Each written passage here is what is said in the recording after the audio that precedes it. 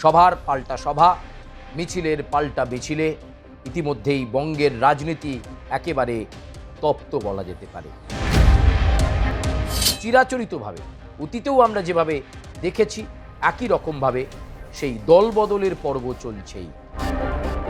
আবারও বিধানসভা নির্বাচনের আগে আমরা দেখতে পাচ্ছি দলবদল পর্ব। মালদা জেলায় সেই ভারতীয় জনতা পার্টিতে এবার ভাঙন। নমস্কার, আমি সুচারু। আজকের প্রতিবেদনে স্বাগত জানাই। ভোট যত আসছে ততই উত্তাপ বাড়ছে ভোটে। কার্যত সমস্ত রাজনৈতিক শিবির নিজেদের শক্তি পরীক্ষায় নেমে গেছে নির্বাচনী ময়দানে এখন থেকেই। সভার পাল্টা সভা, মিছিলের পাল্টা মিছিলে ইতিমধ্যেই বঙ্গের রাজনীতি একেবারে তপ্ত বলা যেতে পারে। আর এই পরিস্থিতিতে চিরাচরিতভাবে অতীতেও আমরা যেভাবে দেখেছি একই রকমভাবে সেই দলবদলের পর্ব চলছেই। ঠিক ধরেছেন, আমরা একটা সময় দেখতাম যে যখনই বিধানসভা নির্বাচন বা কোনো নির্বাচন আসতো তখন এক দল থেকে আরেক দলে যাওয়ার যে প্রথা চালু করে গিয়েছিলেন মুকুল রায়, সেই প্রথা আবারও চলছে। আবারও বিধানসভা নির্বাচনের আগে আমরা দেখতে পাচ্ছি দলবদল পর্ব। কখনো কোনো স্পোর্টস পার্সোনালিটি, কখনো কোনো অন্য কোনো রাজনৈতিক দল থেকে কোনো রাজনৈতিক ব্যক্তিত্ব এ দল থেকে সে দলে, আবার সে দল থেকে এ দলে ফিরে আসা। এই পর্ব পুরনো কিছু নয়। পশ্চিমবঙ্গের রাজনীতিতে এটা যেন চিরাচরিত হয়ে গেছে। ভোটের মুখে ফের দলবদল, এবং এই দলবদলের ফলে যে রাজনৈতিক দলটার এবার ক্ষতি হলো, মালদা জেলায় তাদের সংগঠন অত্যন্ত শক্তপোক্ত। উত্তরবঙ্গ নিয়ে তারা গর্ব করে। দলের সাংগঠনিক রিপোর্ট বলছে উত্তরবঙ্গ থেকে 90% আসন তারা পেতে চলেছে। আপনারা ঠিক ধরেছেন, আমরা বলছি ভারতীয় জনতা পার্টির কথা। মালদা জেলায় সেই ভারতীয় জনতা পার্টিতে এবার ভাঙন। যেখানে উত্তরবঙ্গের সাংগঠনিক রিপোর্ট ভারতীয় জনতা পার্টিকে চাঙ্গা করেছে, ঠিক সেই জায়গায় মালদা জেলার এই ছবিটা বলে দেবে এই মুহূর্তে মালদা জেলায় বিজেপি কতটা অস্বস্তিতে পড়ে গেল।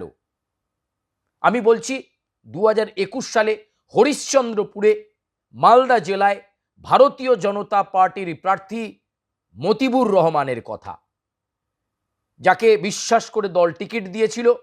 সেই মতিবুর রহমান 2026-এর বিধানসভা ভোটের আগে দলবদল করলেন। শাসক দল তৃণমূল কংগ্রেসে যোগদান করলেন কয়েকদিন আগে। তৃণমূলের দলীয় পতাকা কলকাতায় এসে তৃণমূলের দপ্তরে এসে সেই পতাকা তিনি তুলে নিলেন হাতে।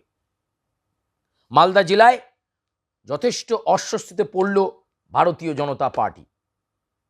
হরিশ্চন্দ্রপুরের গতবারের এই বিজেপি প্রার্থী তথা বিজেপি নেতা, সংখ্যালঘু মুখ মতিবুর রহমান তৃণমূলে যোগদান করার ফলে মালদা জেলায় ভারতীয় জনতা পার্টিতে ভাঙন। যত ভোট এগিয়ে আসছে তত এই পাড় ভাঙাভাঙির খেলা চলছে।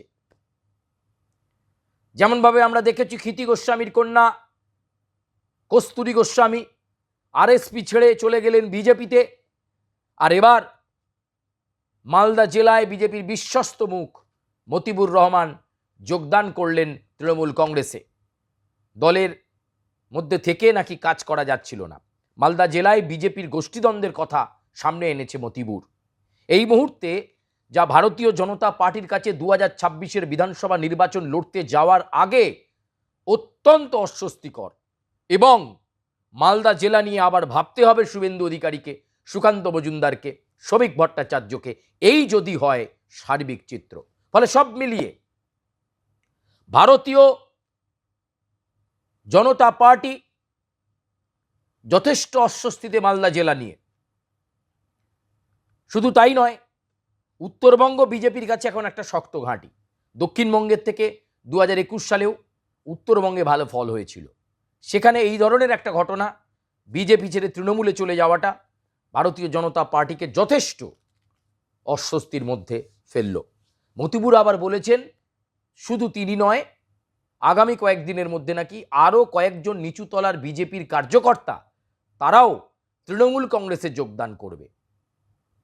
ফলে এই ভাঙন নিঃসন্দেহে বিজেপিকে অস্বস্তিতে ফেলবে। তবে আদৌ মতিবুরের এই দল পরিবর্তন, শাসক দল তৃণমূল কংগ্রেসে চলে যাওয়া ভারতীয় জনতা পার্টির ভোট ব্যাংকে উত্তরবঙ্গে ক্ষতি করবে কিনা, মালদায় ক্ষতি করবে কিনা, সেটা বড় প্রশ্ন। কিন্তু এই মুহূর্তে অত্যন্ত একটা অস্বস্তিকর পরিস্থিতির মধ্যে যে বিজেপি পড়েছে সেটা খুব পরিষ্কার। এবং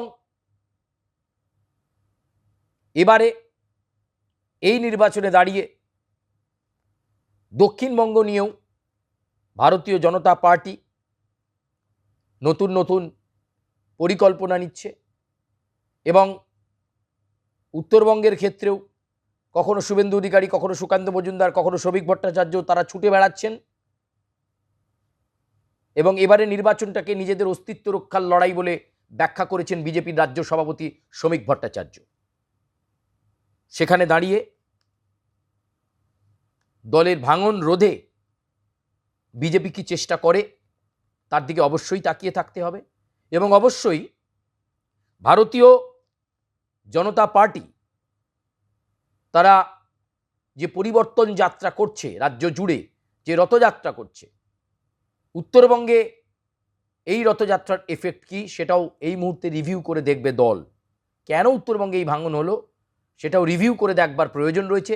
যেটুকুনি খামতি থাকবে, সাংগঠনিক দুর্বলতা, গোষ্ঠীদ্বন্দ্ব, সেটা এখনই মিটিয়ে ফেলা দরকার বলে মনে করছে রাজ্যের শীর্ষ নেতৃত্ব।